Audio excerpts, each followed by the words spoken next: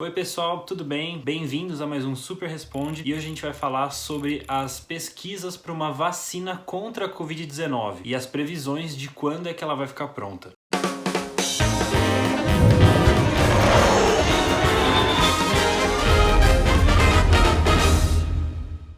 Pois é, gente, a pandemia de Covid-19 continua e não tem previsão de quando ela vai terminar. A situação em alguns países melhorou. Na Nova Zelândia, a batalha contra o coronavírus foi praticamente vencida. O país não registrou mais nenhum caso de contágio local e já se prepara para aliviar a quarentena. Mas em outros países, como nos Estados Unidos e aqui no Brasil, a situação ainda é preocupante. Na Europa, o número de mortes por dia começou a cair nos países mais afetados, como Espanha e Itália, mas o problema está longe de acabar. A verdade é que a gente só vai conseguir se livrar do SARS-CoV-2, o vírus causador da Covid, quando a gente desenvolver uma vacina contra ele. Porque por mais que todo mundo adote as medidas de prevenção e isolamento e que a gente cuide dos doentes, a vacina ainda é a forma mais eficaz de evitar a propagação dessa e de outras pandemias. Beleza, mas a pergunta mais importante é: quando é que ela vai ficar pronta? As previsões mais realistas e otimistas